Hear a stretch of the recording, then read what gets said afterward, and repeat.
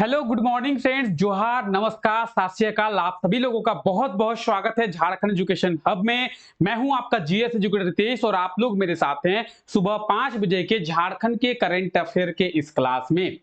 तो इस क्लास में हम लोग क्या करते हैं, इस क्लास में हम लोग झारखंड के करंट अफेयर्स के बारे में देखते हैं और प्रॉपर झारखंड के करंट अफेयर्स के बारे में डिटेल में समझने का प्रयास करते हैं।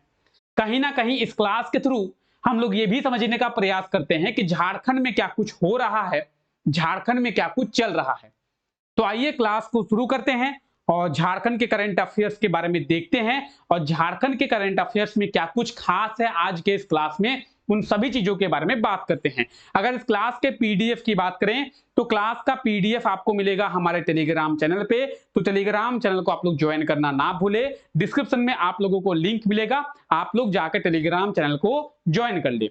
अब आइए क्लासेस के शेड्यूल के बारे में बात करते हैं कि कौन कौन सी क्लासेस जो है आप लोगों के लिए अभी चल रही है। सबसे पहली क्लास तो ये सुबह 5 बजे वाली क्लास, जहां पे हम लोग झारखंड के करंट अफेयर्स के बारे में देखते हैं। जो क्लास अभी आप देख रहे हैं ये क्लास रोजाना सुबह 5 बजे होती है और ये क्लास झारखंड के करंट अफेयर्स के बारे में देखते हैं इस क्लास में। तो ये क्लास झारखंड के करंट अफेयर्स को समझने के लिए होती है। उसके बाद एक क्लास होती है सुबह 6 बजे। कब होती है? सुबह 6 बजे। और ये क्लास में हम लोग क्या करते हैं, इस क्लास में तो नेशनल और इंटरनेशनल जो भी डेली करंट अफेयर्स होते हैं उन करंट अफेयर्स के बारे में डिस्कस करते हैं। कब करते हैं? सुबह 6 बजे के क्लास में क्या करते हैं, जो भी नेशनल और इंटरनेशनल करंट अफेयर्स होते हैं उन क्लास के बारे में देखते हैं। लेकिन ये क्लास होती कहां पे है? तो ये क्लास हमारी एक यूट्यूब चैनल है जिसका नाम है पढ़ाई। एसएससी टाइम्स इसका पहला नाम था, अभी इसके नाम को चेंज करके पढ़ाई रखा गया है। ठीक है, तो वो चैनल है पढ़ाई जहां पे होगी सिर्फ पढ़ाई। तो अब होगी सिर्फ पढ़ाई। ठीक है, तो सुबह 6 बजे करंट अफेयर्स का क्लास होता है, जो भी नेशनल और इंटरनेशनल करंट अफेयर्स हैं और देश दुनिया के बारे में समझते हैं। उसके बाद रात को 9 बजे झारखंड जीके का एमसीक्यू का क्लास होता है। अगर आप में से कोई ऐसा है जो झारखंड का वैकेंसी का फॉर्म भरे हैं तो झारखंड जीके के मिसलेनियस एमसीक्यू का क्लास होता है रात को 9 बजे और इसी चैनल पे होता है, झारखंड एजुकेशन हब के चैनल पे ही होता है। तो ये आप सभी क्लासेस के शेड्यूल देख सकते हैं और आप लोगों के लिए ये इंपॉर्टेंट क्लासेस हैं जो होती है।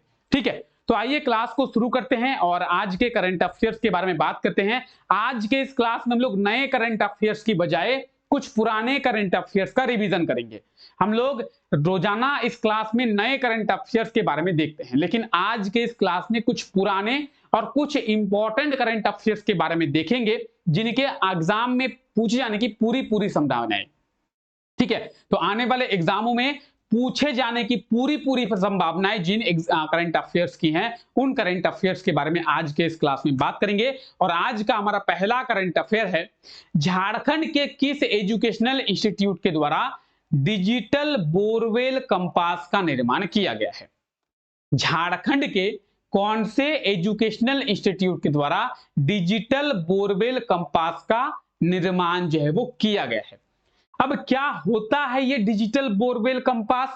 डिजिटल बोरवेल कंपास के निर्माण करने के पीछे का मकसद क्या है, उद्देश्य क्या है और इससे हमें फायदा क्या होगा? डिजिटल बोरवेल कंपास के निर्माण में हमें फायदा क्या होगा? 3-4 फैक्ट हैं, यही सब 3-4 पॉइंट है जो हमारे मन में क्वेश्चन आता है। सबसे पहला तो फायदा क्या होगा, किसके द्वारा किया गया है, क्यों किया गया है, कैसे किया गया है। ठीक है, तो आइए सभी चीजों के बारे में डिटेल में बात करते हैं। सबसे पहला आंसर कि डिजिटल बोरवेल कंपास, एक बार आप लोग क्वेश्चन देख लें। ठीक है, एक बार आप लोग क्वेश्चन को अच्छे तरीके से देख लें, क्वेश्चन को अच्छे तरीके से पढ़ लें, उसके बाद हम लोग इसके बारे में डिटेल में समझेंगे। ठीक है, क्वेश्चन पढ़ लिया आप लोग, चलिए आइए बात करते हैं। डिजिटल बोरवेल कंपास जो है किसके द्वारा, आईआईटी आईएसएम, कहां पे है? धनबाद में है, आप लोग सभी को पता होगा धनबाद में है आईआईटी आईएसएम। और ये जो आईआईटी आईएसएम है ये झारखंड का एकमात्र आईआईटी कॉलेज है। ठीक है, आईआईटी आईएसएम के द्वारा क्या किया गया है? डिजिटल बोरवेल कंपास का निर्माण किया गया है। ऑप्शन की बात करें, ऑप्शन बी इसका बिल्कुल सही आंसर हो जाएगा, आईआईटी आईएसएम धनबाद में है।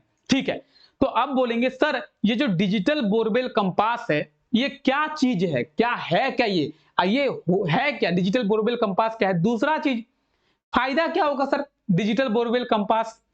देखिए पहला चीज भारत में डिजिटल बोरवेल कंपास का यूज होता था, होता है, होता था, होता है और आगे भी होता रहेगा। ठीक है, तो भारत में इसका निर्माण नहीं किया जाता था।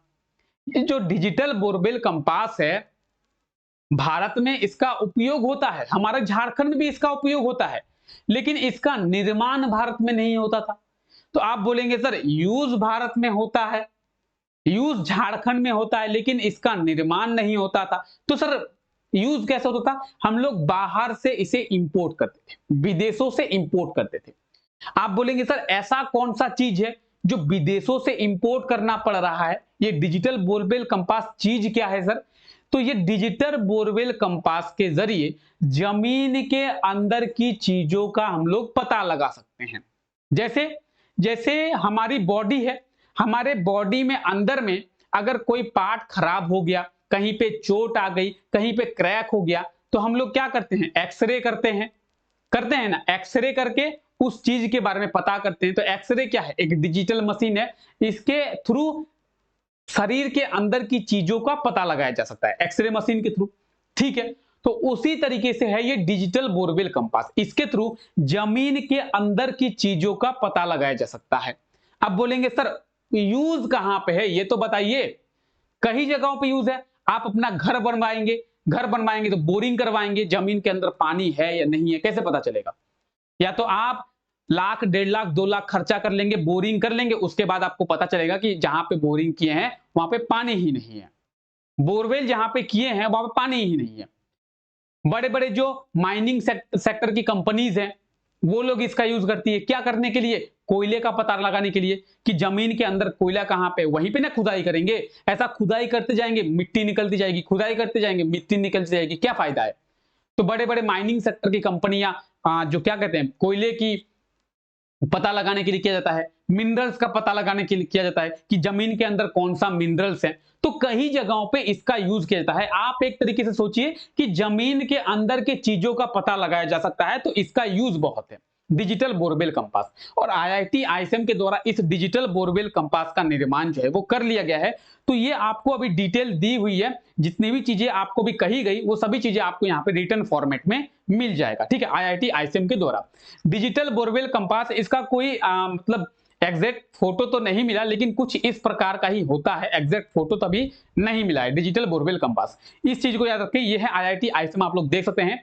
और आईआईटी आईएसएम के द्वारा ही ये जो डिजिटल बोरवेल कंपास है इसका निर्माण किया गया है। ठीक है, आईआईटी आईएसएम की बात करेंगे। आईआईटी आईएसएम के बारे में आप लोगों को कई बार बताया गया है। आईआईटी आईएसएम की स्थापना की बात करेंगे 9 दिसंबर 1926 में। कब? 9 दिसंबर 1926 में ISM, Indian school of mines की स्थापना की गई थी। आईआईटी आईएसएम की नहीं, इसे केवल आईएसएम के नाम से जाना जाता था पहले। 9 दिसंबर 1926 में आईएसएम की स्थापना की गई थी, किसके द्वारा? लॉर्ड इरविन के द्वारा। ठीक है, बाद में इसे आईआईटी का दर्जा दिया गया। तो कब इसे आईआईटी का दर्जा दिया गया? 2016 में। एग्जाम में क्वेश्चन पूछा जाता है कि आईएसएम को आईआईटी का दर्जा किस वर्ष दिया गया है? 2016 में। ठीक है, आइए, झारखंड के किस जिले में कृषि विज्ञान केंद्र का निर्माण किया जाएगा? क्या होता है ये कृषि विज्ञान केंद्र, कहां पे इसका निर्माण किया जाएगा? डिटेल में बात करेंगे। एक बार आप लोग बस क्वेश्चन को डिटेल में पढ़ लें। आप लोग इतना कर लें कि इस क्वेश्चन को डिटेल में पढ़ लें, बाकी समझाने की जिम्मेदारी मेरी। बहुत ही अच्छे से ये चीज समझ में आएगी, इसकी गारंटी मैं देता हूं। ठीक है, पढ़ लिए होंगे डिजिटल कृषि विज्ञान केंद्र। अब कृषि विज्ञान केंद्र क्या है? तो कृषि विज्ञान केंद्र के जरिए मौसम का पता लगाया जाता है। मौसम का, मौसम का सर पता क्यों लगाएंगे? आप बोलेंगे सर मौसम का पता लगाकर हम लोग क्या करेंगे सर?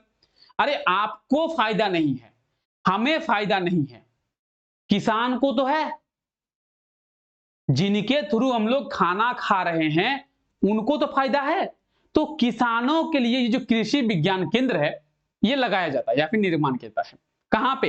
हजारीबाग में इसका निर्माण किया जाएगा। ठीक है, होता क्या है कृषि विज्ञान केंद्र? इसके थ्रू मौसम का पता लगाया जाता है। आप बोलेंगे सर तो क्या ही फायदा हुआ किसान का? मौसम का पता लग गया तो क्या ही फायदा हो गया? बताइए ना सर, आप में से कई लोग हैं, क्या फायदा हो गया? किसान को पता चल गया कि गर्मी आने वाली है, किसान को पता चल गया बारिश आने वाली है, क्या हो गया? तो उस हिसाब से किसान खेती करेंगे ना।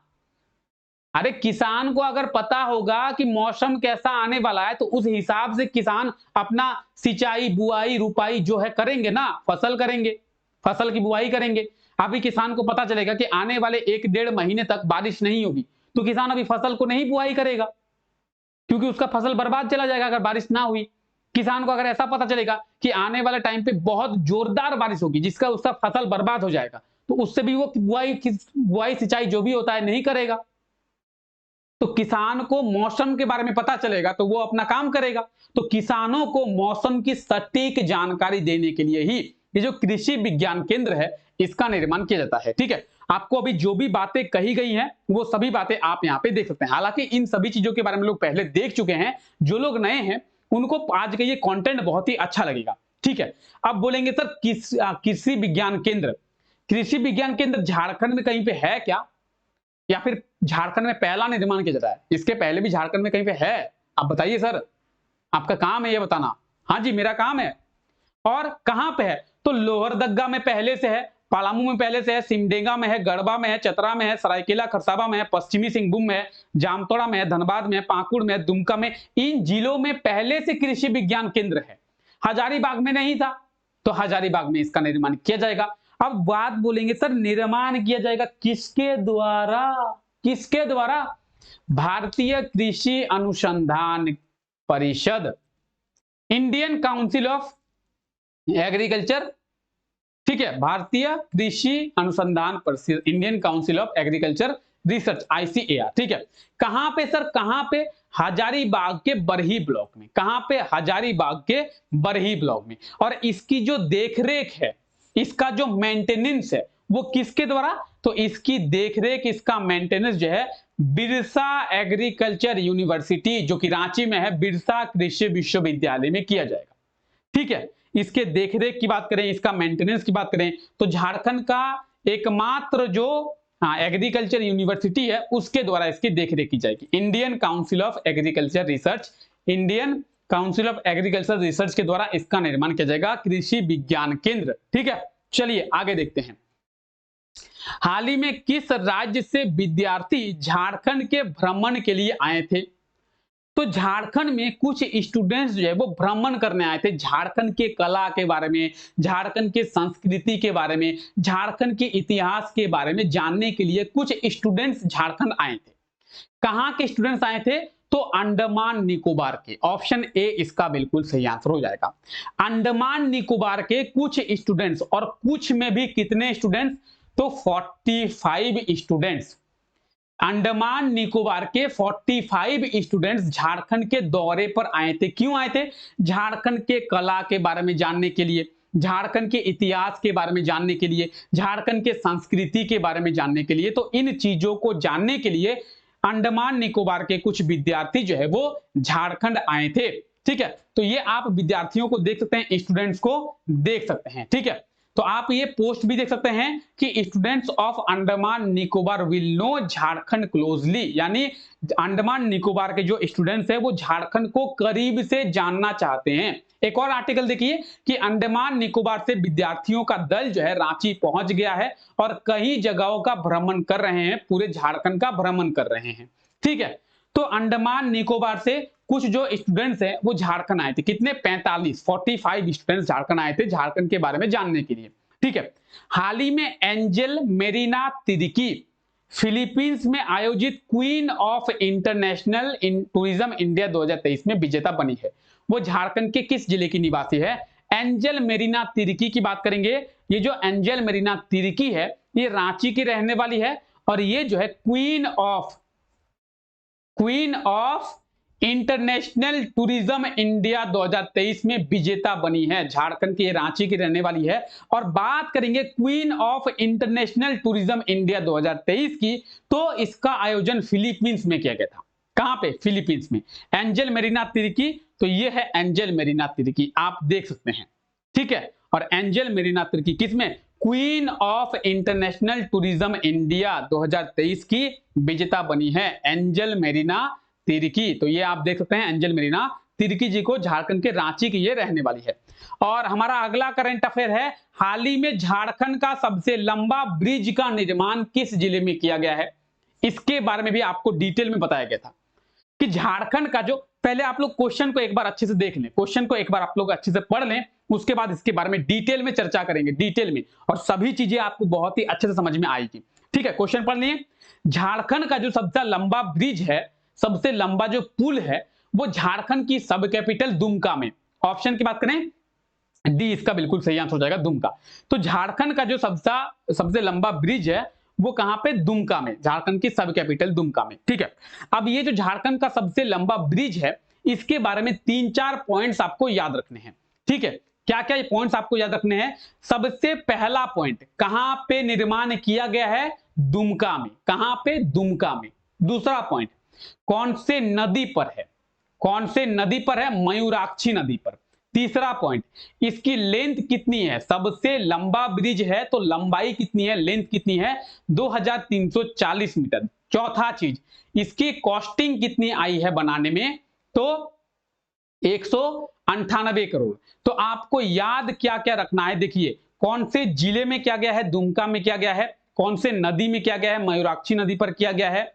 इसके लेंथ की बात करेंगे, सबसे लंबा है 2340 किलोमीटर का, मीटर का, किलोमीटर बोल रहे हैं, 198 करोड़ का जो इसका टोटल कॉस्टिंग है। और आप ये भी देख सकते हैं, Jharkhand longest bridge complete in Dumka, article देखिए, और झारखंड का सबसे लंबा ब्रिज जो है वो दुमका में बनकर तैयार है। अब देखिए यहाँ पे चीजें जो है दी हुई है, झारखंड का जो लॉन्गेस्ट ब्रिज है वो कंप्लीट हो गया है कहां पे, मयूराक्षी नदी में, मयूराक्षी नदी पे, कहां पे, दुमका जिले में, जिसकी कॉस्टिंग जो है 198 करोड़ आई है।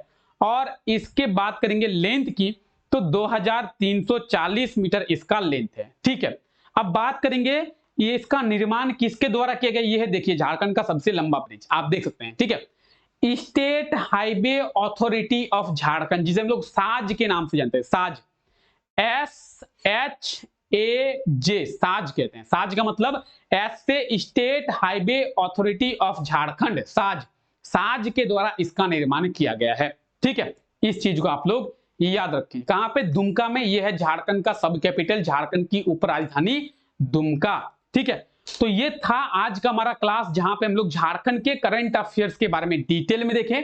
हालांकि ये करंट अफेयर्स पुराने करंट अफेयर्स थे, लेकिन प्रॉपर डिटेल में इसका रिवीजन किए हैं। अब चलिए देखिए, कल का जो क्लास हुआ था, कल के क्लास में आपसे ये क्वेश्चन पूछा गया था कि हाल ही में झारखंड कैबिनेट के द्वारा जो झारखंड में ट्रांसजेंडर्स हैं उनके लिए कितनी मासिक पेंशन राशि की मंजूरी जो है वो दी गई है। तो मासिक पेंशन राशि की बात करेंगे, झारखंड में जो भी ट्रांसजेंडर्स हैं उनके लिए झारखंड कैबिनेट के द्वारा 1000 की जो पेंशन राशि है उसकी मंजूरी दी गई है। साथ ही साथ इन ट्रांसजेंडर्स को क्या किया जाएगा, इन्हें ओबीसी का दर्जा दिया जाएगा। झारखंड में जो भी ट्रांसजेंडर्स हैं उन्हें ओबीसी का दर्जा मिलेगा और 1000 की मासिक पेंशन राशि मिलेगी। ठीक है, चलिए आज के लिए आपका क्वेश्चन है, हाल ही में कब new Giridih Ranchi intercity express train को शुरू किया गया है।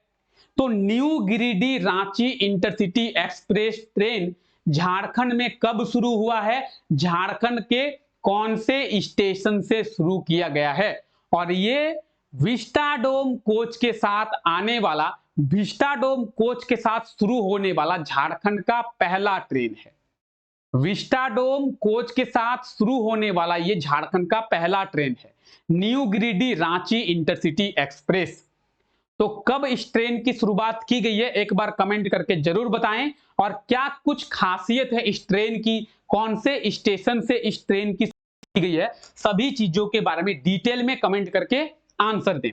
ठीक है, तो ये था आज का हमारा क्लास, जहां पे हम लोग सभी करंट अफेयर्स के बारे में डिटेल में बात की। हालांकि ये पुराने करंट अफेयर्स थे लेकिन इंपॉर्टेंट थे, इसीलिए आज के इस क्लास में इन करंट अफेयर्स का हम लोग रिवीजन किए। ठीक है, तो क्लास को एक बार लाइक जरूर से कर दें, और क्लास में अगर आप लोग नए हैं तो चैनल को सब्सक्राइब करना ना भूलें, बेल आइकन को मस्ट प्रेस कर दें।